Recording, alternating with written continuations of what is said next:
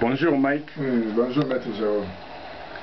Vraiment, tout le temps, ce après l'événement est belé au Taroleka et vraiment, c'est très important et sans plus tarder, Nakoki, une introduction Nangai, bonjour, na saluer Batinyoso Balandarabiso et puis na saluer Yomo Mike Mutombo devant caméra Nangai et sans plus tarder, Nako banda d'abord na parole oyo adage mo balobara que discipline au ridicule il n'y a qu'un pas. Pourquoi na lobby discipline au ridicule il n'y a qu'un pas? Et ça, je crois ils parole il y a Napoléon Bonaparte ou bien Victor Hugo, ça fait vraiment tout un bail.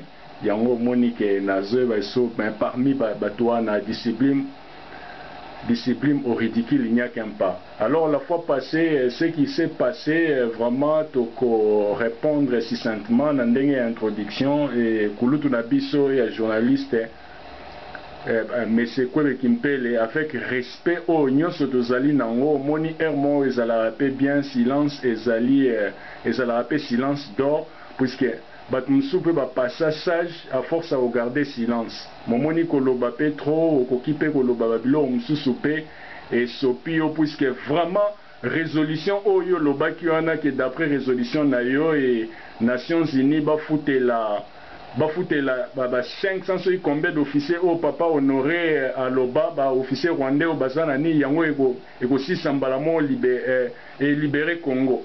En termes de droit international, le réalisme d'irréaliste, c'est-à-dire les Nations Unies ne traitent qu'avec des forts. Jamais la blague monde bon tirer profit na niveau ya Congo tout bonnement les officiers rwandais pour mettre fin à l'occupation ezali utopie et lokwana ndenge zana et bimisio vraiment moi mobulu et puis yoke na ndenge ya comparaison ya métaphore métaphore au salaki loa double métaphore wana ndenge olobaki d'abord à ce qui concerne Titanic olobi que Titanic d'après M. Honoré président national ndenge ya loba wana ezali lokola et s'il faut sauver Titanic ezako sala naufrage il faut sauver capitaine et puis na équipage mobimba que o salaki lokola comme allégorie lokola Joseph Kanambe na gouvernement nae. Or na contexte na biso ndenge zana Congo eza lokola Titanic ndenge yo comparé yo d'après yo et par après mais malgré ndenge wato ko remplacer capitaine Mobo ya makasi oya kozwa relève et bato wana jamais toki ko sauver bango. Wana ezali d'abord ezali déjà métaphore ya liboso comme figure de style et puis deuxième moyen au sala sous moins erreur au comparer que papa honoré à loba qui s'agissant arche ya Noé que na arche de Noé ndenge ezalaki wana balion bande kolia bataba bande kolia ba animaux eza faible. Or ezalaki arche ya Noé ezalaki elo monde spirituel bazwaki espèce chaque espèce mobali na mwasi séjour na bango nyonso batikaki ti ba pluie eko le niveau ya pluie okita après 40 jours wana or ezalaki makasi puisque ezalaki degré mo spirituel ezalaki eloko oyo lobi wana te po omema ba congolais vraiment la confusion mon vieux et ozala mie na mikolego ya o garder un peu moins de distance au moins distance ya éthique wana et ça la considération makasi na niveau na yo soki lelo na ndengo lobi ke nombo liboso zalaki d'accord na kulutu na yo honoré Ngwanda mais sikoyo os créer distance na yo bon c'est une bonne chose d'un point de vue na yo mais à l'heure actuelle kokende na tendance lokola o confusionner peuple congolais vraiment eza bien te surtout rang ya journaliste lokola yo il en est de même ndengo lobaki par parenthèse soit dit entre parenthèses que ce nom Lumumba ezali no moko qui n'existe pas chez les tétés là au conduisait bato belé nere même à ce qui concerne ba identité o pesa ya Mobutu wana au kenda na babilo moko boy moko boy zo bimisa yo vraiment mo mobulu alors nayebite soki Mike Mutombo ozala juste là en un mot au répondre journaliste Kwebe Kimpele auto respectera mingi mais vie akomo bunga mwanzela. OK, merci mingi Maître Jérôme na no pesi nga parole na pesi mbote na ba résistant patriote nyonso na point nyonso besoin na globe Les autres coups de sur la maître Jérôme, après une opportunité de se présenter devant une caméra, tu fais la parenthèse, tu n'y as pas la bino, tu l'imbole la bino, tu mets ça là. Je remercie d'abord Nzambe après ta souffle de vie pour permettre que tu coups de les autres. Bref, dans l'analyse, il y a un grand frère qui équipé. À un moment donné, j'ai compris qu'il y a combien de ça m'a erreur trop. À ça, moi, vidéo, on a landé dans le Bignon sur le bac à Hippolyte, qu'on a immigré clandestin, tout ça, on a pris le plan à bagage à Afdel, après le bic en Ambazali, tout sur Uganda. Mon équipe a erreur, on a dit, mais ma peuple est en confusion. J'ai, mon période, toujours avancé dans le processus de libération au Congo. Il faut faire très attention. Du tout, et ce Congo, comme libéré, comme on voit que ça. Silence, c'est arme fort. Un mot sur le Bézate, c'est mieux garder silence sur les cas où le vélo comme au moment où le peuple essaie d'attélémer, comme ça la analyse profonde, et puis comme on contredire l'analyse, alors il ça la bien pour la personnalité. Pour perdre même la crédibilité, le respect, au Batapé Sakaro. Vieux quoi qui perd beaucoup de respect, vraiment, Nicolo de Génan, qui est énormément distant, c'est d'un point de vue. Pendant soutenir une vision, idéologie à Papa Honoré, ce que le deux s'est retiré. Bon, et dans ma bête, d'un point de vue, aux libre. Tu vois, tu as un état de droit. Au Congo, tout le monde est libre. Au Congo, ça va comme au Congo, ça va noter. Mais il y a tant à discuter du verset biblique bien. La arche de Noé, ma cambologie, en tout cas, vieux, au bimi pénal, les bandas. Lion, parce que là, jamais on lit à la carte arche de Noé. Pour être là, que le monde est maître, c'est vraiment autour de spirituel, on tombe de Moko, à bander pour contrôler, ma solo. Léopard, bazana kati qui part, carnivore, tout bazana kati, jamais batika baki, kolia, antilope, tout ça, non. Vraiment, les bandes, il faut t'en la Bible bien. Merci.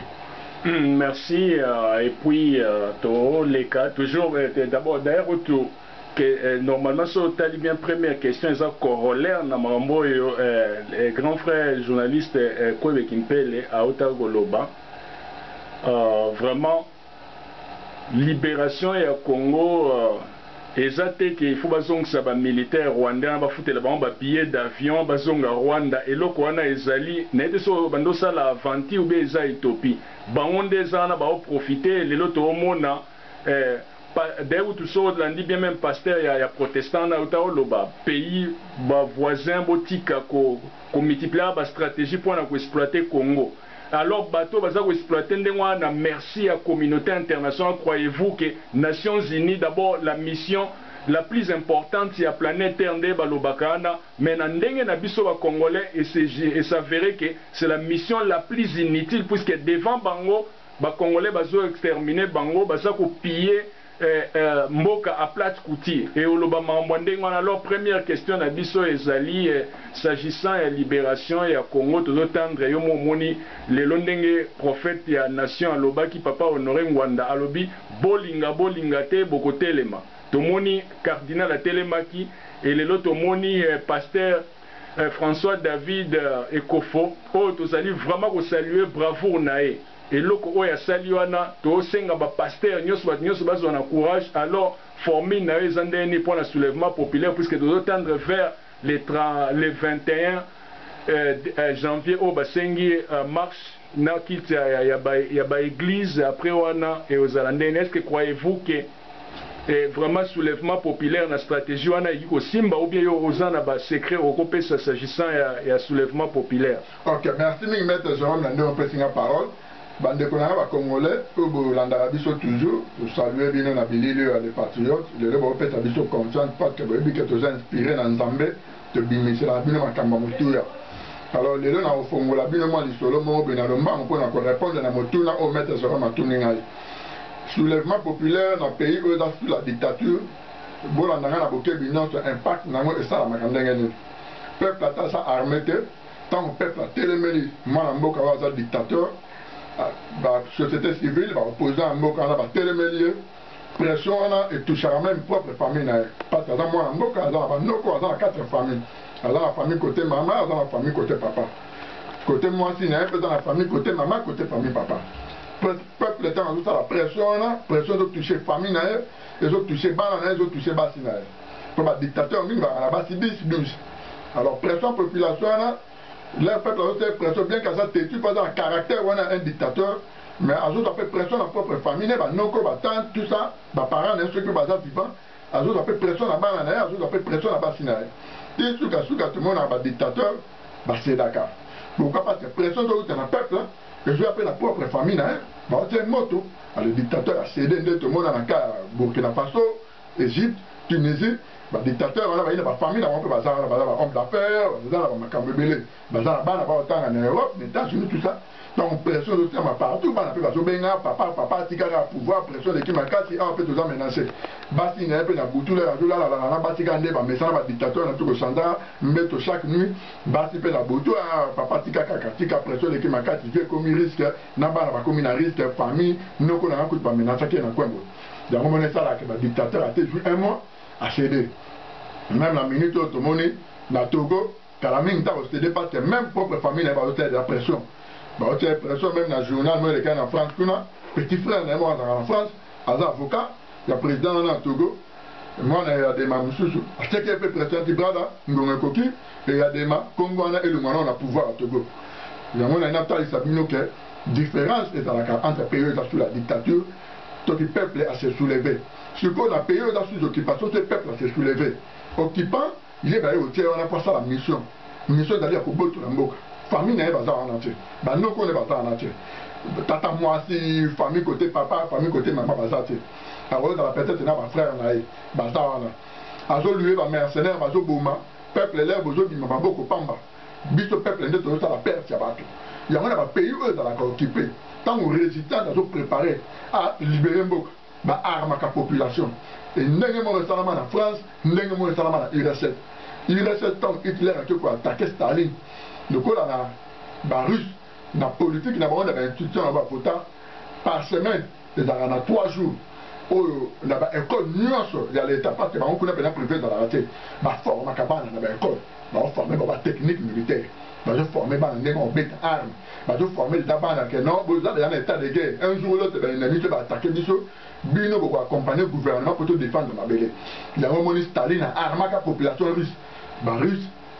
Beta Hitler parce que Hitler a boumnana gouvernement Staline tient pas militaire la maman casse Staline tient boumnana peuple russe peuple il reste à l'époque Hitler a quoi qui même technique au Staline a fait ça en Vietnam donc les Américains va bombarder le Vietnam va bombarder le Vietnam mais bataille qui va bibi tout temps va bombarder le américain tout dans la force pour faire face à l'armée américaine que l'autre tout ça la technique va russe na il reste va ça la contre Hitler to armée population il y a un même échec na armée américaine qu'on a au Vietnam ba pour la parce que va bunda na peuple mobile au Vietnam gouvernement quoi itimbeya a petit arme la population dans le Vietnam et les Américains je battre les nana zana été il y a même échec na Américain va pouvoir belé na Vietnam na la bino to yebi mais même cas na Congo le Congo est allé occupé soulèvement populaire au état na Congo il faut qu'on arme peuple congolais na zone qui bino makanisima et ça pas batengo ikuluna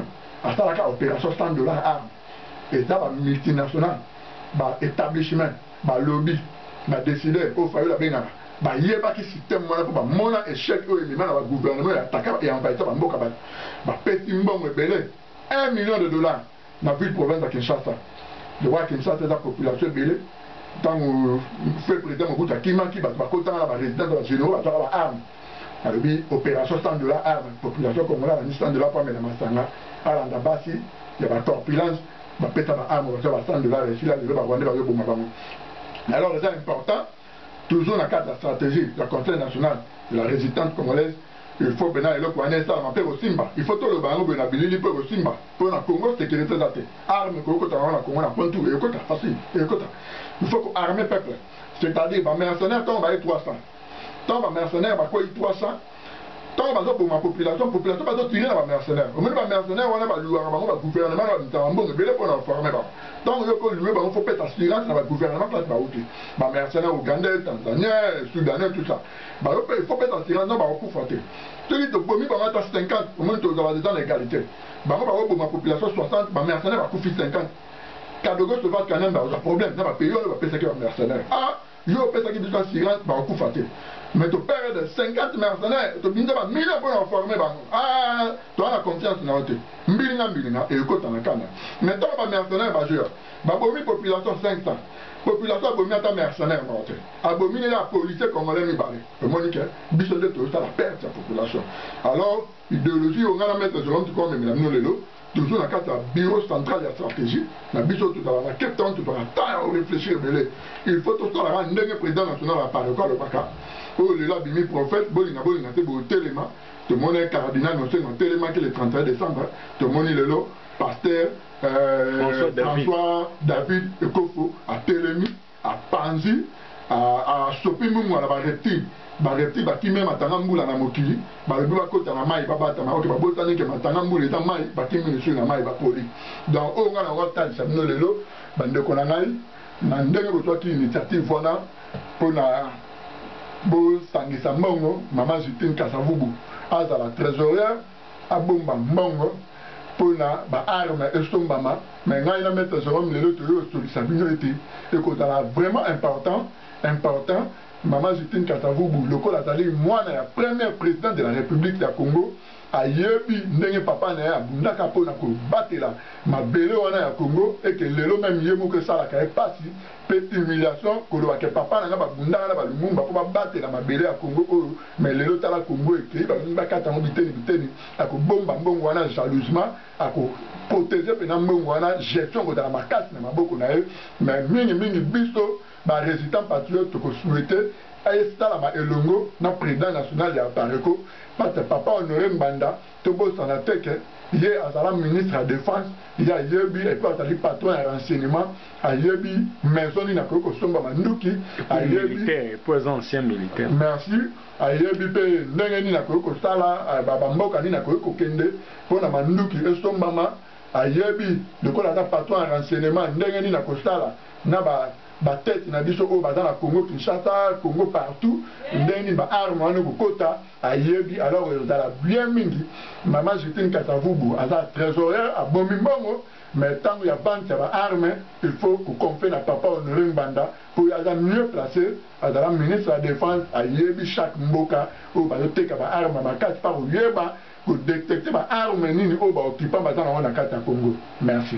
Merci, je crois que Tolandi Mike Nabokebi vraiment ils ont que contribution et ça les de part et d'autre si je tali bien communauté congolaise il y a diaspora Toros à la plus de 10 millions na 10 millions celui qui chaque famille était à 1 euro de basala calcul ou bien na rigueur à 10 dollars pour na biso bato toza na ba pays na zone il y a nino européenne alors il cause à la 10 dollars chaque fin du mois au bout il y a quelques mois déjà tu reçois la bamarambo belé alors il reçoit la moi mon boulot et tu vas apporter biso na victoire je crois que des Bolandi Mike Mutombo tu peux sa gestion là toujours na maman Justine Kasavubu je ne pense pas qu'il y a un complexe tant que moi na premier président ya Congo et puis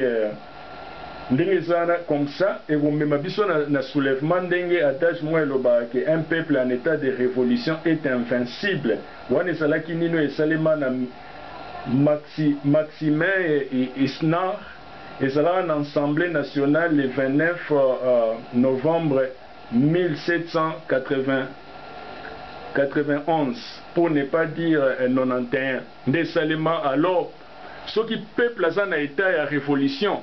Mutu mota qui stopper yango ezalo wala net tsunami ndenge tolobaka na alors ndeno monaki tozo senga ba église jusqu'à quand on continue la humiliation oyo et tala yo mo pasteur wana François David ndenge a Télémi a signé yango et puis a dédié mambo ko koloba vraiment zalaki mobulu et puis mo botala ba langage corporel pour ne pas dire body language ya batuana. Tous les traîtres se sentir vraiment très gênés et puis et l'autre rôle seulement si simplement wana à ne pas oublier vidéo au salango à partir que de 2 jours avant nino commémoration il y a 17e anniversaire il y a Laurent Désiré si bien quand même son inondation puisque à Salara Bakalki Mabé à Koyana Joseph et puis après les 2 août le 2 août mais 98 pour ne pas dire 98 il fallait basala divorce na ba Rwandais wana adie bape ko éliminer Joseph basala na eloko ko sala mais kotika Joseph ezalaki quelque part lokola andimai ko futa ba accord ya emera mais na ndenge mususu mais paix à son âme. Si bien qu'Aloba n'ait jamais trahi le Congo, mais il a trahi ça yango comme même so belema mo ya mobulu et to profiter les sous lobby ezalaki anniversaire ya Lumumba ya okufa, je crois que ça li 56 ans ya disparition nae to sepela isu na acte ya bravo na Belgique bosala ki wana boke ko réclamer que bazongisa corps ya Lumumba. Il faut ba Belge ba pesa bino corps ya Lumumba André geste na to sepeli nango makasi et tokoki koloba seulement si bolandi esprit oyo ezalaki animé par pasteur François ezali lokola esprit ya Lumumba na kati ya salle avec courage wana oyo alobaki et d'ailleurs utu bomoni même air baza okisala présentation wana babosanaki même famille Lumumba baye koprésente bango na suka baye kozwa sous parole mais ba présenter ba famille même Bampolo ba famille Okito mais à ma grande surprise ba présenter famille Lumumba te or Lumumba ndenge zalaki wana azalaki un homme moko boye azalaki na avance par rapport na ba contemporain na ezalo la papa Honoré ça na avance par rapport na ba contemporain na puisque ba te belé ba comprendre vision à papa Honoré te mais Dieu merci bolinga te botelema mutunyo sa remotelema déjà même Lumumba ndenge zalaki en si photo pesa petite histoire, au moins même à par pasteur François et à lobby wana. Lumumba loba nini, les loke Congo et zongi na maboko na biso il faut développer Congo to luka justice sociale si bolandi discours na bien et par après on loba que non, to komisa Congo oyo lokola et pour éclairer Afrique mobimba. Au moni développement ya Congo et éclairer Afrique mobimba, c'est ça. Et même si simplement le roi Léopold Ayaka ko yambaba élite erazo yambaba élite ezalaki 5 minutes après 5 minutes protocole royal eko bimisayo 20 minutes je crois mais comme ce qu'on a tout à Lumumba protocole royal eko bimisaye roi lobité roi Baudon lobité muto mambazo loba et koseni totalement na bato bayaki liboso avant ye omona bato musu basalaka ba génie na ndenge yana et même erazwaka lisusu koluka musala na ye na brasserie boto loba marambo pona juste na occasion ya ko commémorer liwa na ye et sikoyo basengaki niveau mo basalaki na niveau requité pona a passer na test wana a insister tellement azala une insistance Mutwana utoyebise abi mais yo eza niveau na yo te ba texte ba préparer yo Lumumba kokango te a insister ti côté asuka mutwana abi d'ailleurs kutu to tikera asala comme insister mais toyebi ka échouer mais azalaki mutu liboso azongisa papier azongisi mutwana même avant même babanda ko corriger bando yebise mais na yebisa ki oni neza niveau na yo te tala kutu ko quitter Lumumba yebise te obo corriger kasi botala RP ba yo corriger wana à répondre à la question que les kabattu nyoso bazalaki au moins même bomonaki Herman Brasner journaliste belge na bosani kombo oya mundele na documentaire Lumumba loba que Lumumba azalaki ko dévorer ba livre azalaki vraiment en avance par rapport na ba contemporain et même professeur na ngai oya pesa biso histoire des idées politiques à l'université à loban que Lumumba fait de l'avance par rapport à ses contemporains. Alors que ce qui est là, pour nous, juste un rappel que vraiment, dans la mémoire, et puis dans le Congo, tout ça, on a un génie, entre autres, tout ça, mais c'est honoré à Zawana, et puis il y a un cerveau, il y a un pays ne se constitue pas, un cerveau, il y a un pays. Alors, tu as le bandit, pour un appel, il y a cardinal Laurent Ndenga Loba qui en a. Cardinal c'est beau bien azui courage ya koloba mambwana puisque na mona e ya fin pezala qui en a que oyo koya e advienne que pourra et puis a servir Congo attend et à contre-temps wana za maloba oyo lobaki. Mais seulement eloko remarque moi ezali wana Mike Mutombo ezali que cardinal akoki jamais koloba que non ende to mona pe zoro bilele pas à cela qui remarque wana que comment se fait-il que ba accord est déjà caduc ya gende koloba que peuple batele mapona ba accord wana sur réaction na ezan na sens te. OK, merci mingi maître Jérôme Lando pe singa parole. Cardinal Mosengo n'a pas respect mingi pour notre papa. Moni les leçons que fin à 78 ans au père de l'autre côté pour ça les mingi dans carrière dans le personnel la vie na au pour na Congo et puis na dernière minute ce que le but vérité pour libérer Congo et aux à la plus qu'un héros né au papa Tiens Tshisekedi Salaki na 2011 bien que Ajo akomaki na ngwana soka ndimaka mi sacrifié pour la libération Congo petara mode de batuba bimato récupérer pouvoir au Kadogo Sauvage kanamba nya abotolaki yango attends, Betake Massada Koufra, mais Congo, dans la libérale, il y a plus qu'un héros.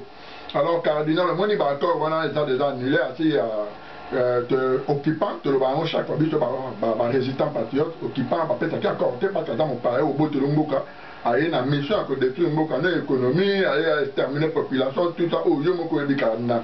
Alors, Santerre, a rappelé la population que non, le 21, pour la Macambou, il y a un accord, il y a Saint-Sylvestre, l'accord, on est déjà annulé, c'est beau, ça, on voit comme on a mal. Donc, tout simplement, pour le peuple, toujours, mais le 21, pour la libération en Congo, pour date, il y a le 21, c'est-à-dire date de la libération en Congo. Année 2018, c'est-à-dire année à libération en Congo.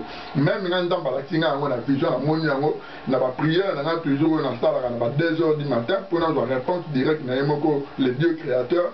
Ndambala tinga que libération Congo dans la 2018 puis à tel tinga que date il y a le 21 décembre au appel au cardinal Mosengo à Sali eux que ça a accompagné na papa na biso pasteur François David Kofo voilà qui si vraiment la face ya mokili pe na kati ya Congo bravo courage à koloba vérité pour Nzambe atelema na vérité bakundisa yango te bato mingi bakanisaki so bakimi cardinal bakepa pasteur wana koloba mama boye ya bien mpona bango akokumisa bango tout ça mais lelo bake kuna ezalaki déjà préparé na inspiration eutaki epa yemoko les deux créateurs mpona etalisaka Congo ezali libéré mbula oyo ye mpe alobi na baéglise nyonso protestant basoutenir église catholique na appel oyo asali na date ya le 21 décembre yango na kosenga na biso nyonso toza na niveau ya diaspora bandeko na nga barésistant bapatriote bacombattant bapasteur oyo ezala oza bouddhiste oza musulman oza congolais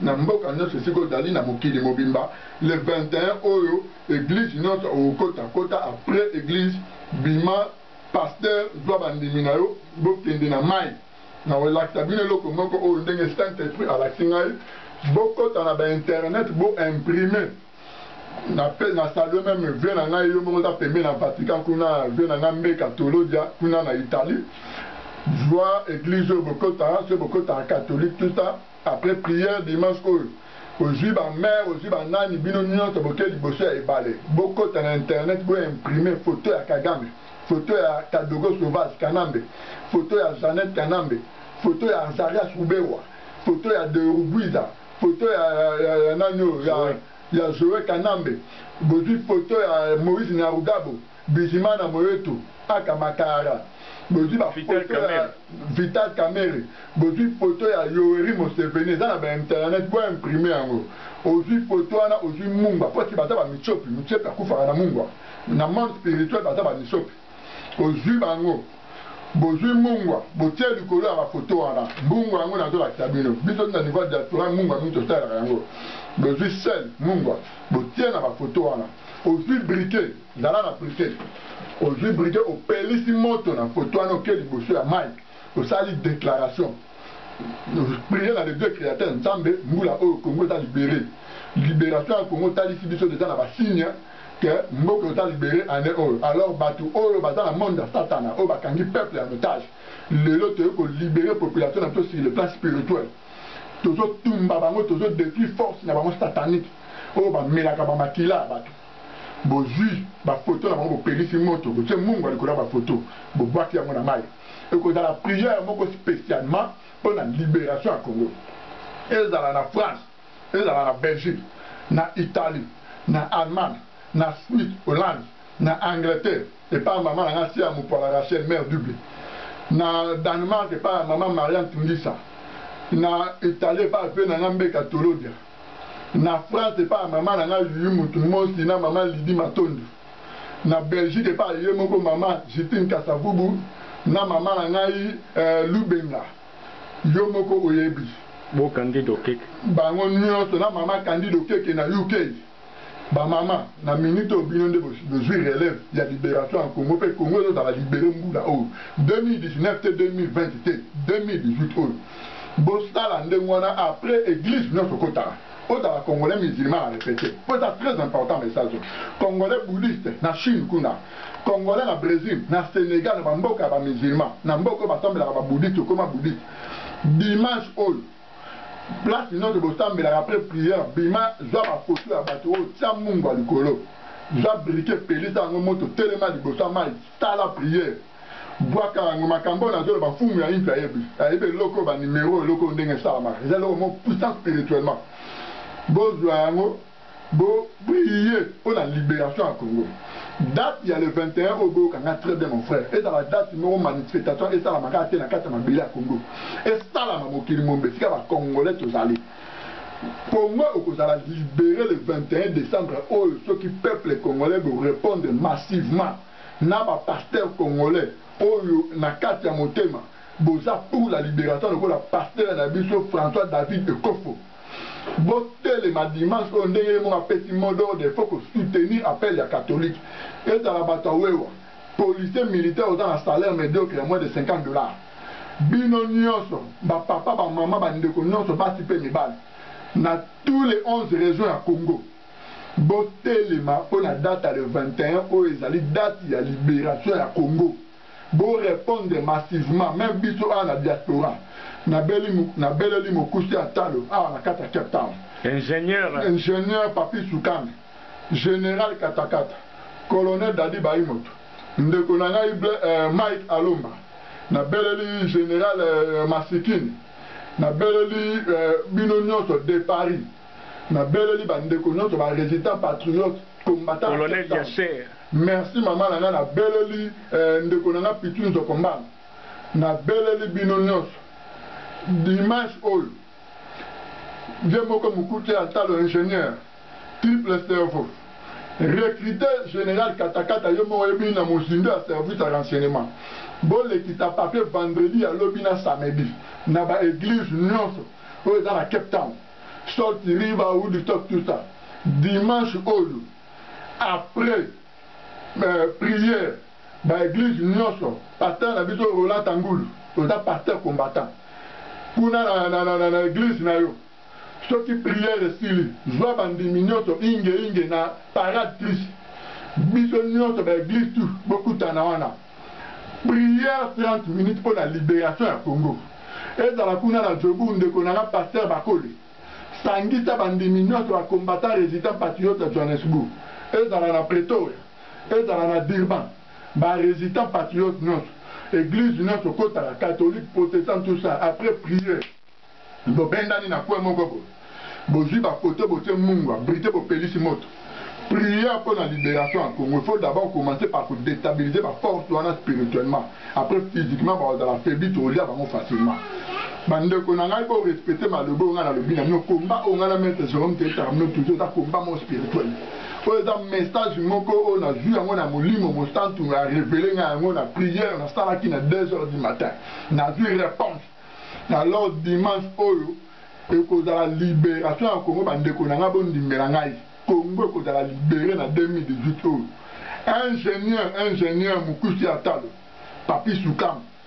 Na général Katakata. Baimoto, le colonel, Ndekonanga Mike Alomba, Bino Nyonso, dimanche, on va sensibiliser le pasteur, na parade, ma maman notre bokangara souki kuna na likolo, na tasirène, ma maman notre besoin na salon de coiffure, besoin na souki à libération en Congo, ma maman Nyonso boya, ma maman commerçante boya dimanche na parade, prière, église beaucoup, na baranti na pasteur, bayo kanate, botan on a mpemben. Et dans la libération à Congo. Et dans le prière na catholique, et dans la ligne, boya toko, ba docteur, ba nan, ba mécanicien, ba nan, na parade. Prière pour la libération en Congo. Merci.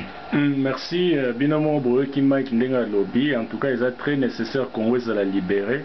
C'est ce que Congo est libéré. En tout cas, Torosa décollé puisque d'après ma calcul, nous sur raisonnement mathématique, nous sommes encore bimisa awa.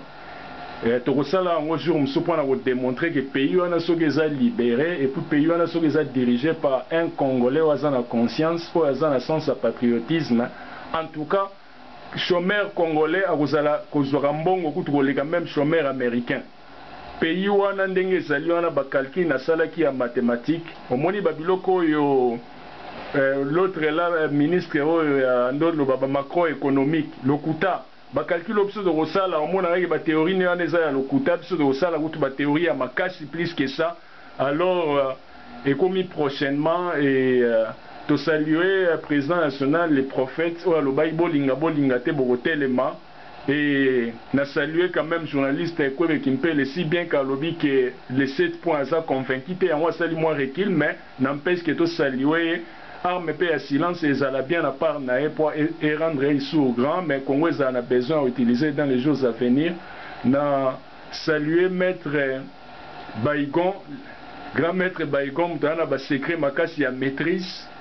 Et na salué papa sous les mandiangu, na salué vraiment ba résistant nyoso na monde et tolingi ba na salué ba pasteur nyoso bo rejoindre cardinal Mosengo na pasteur François David Ekofo.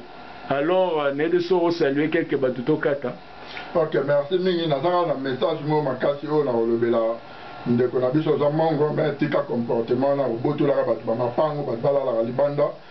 Ndeko na biso Léopold Boseko Tawacha botoli famille mo na 8e rue limité le pangu na dura pa wana na Kingasani le pangu le 3 za bazali banda jiti te côté là mais yom to na buka le pangu te na maboko ndeko vraiment ke ba comportement ya ko strokara ba le pangu ba tuna limité industriel le banda na 4e rue 6e rue 7e rue na 8e rue botola la famille Morobia.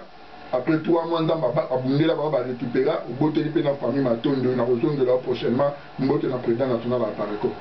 Ingeta, on a salué colonel Yasser, on a salué commandant Jimmy, on a salué moi, on a souka Libouma Satan et on a salué vraiment Bamapinga Baza et Belén de Boyebi na Cape Town et puis on a salué Cheikh Zadio. Na Pretoria, pour sensibiliser bateau, na Pretoria et puis na Johannesburg et commis prochainement, na saluer cousin Nangai Charles Olela, Ingeta.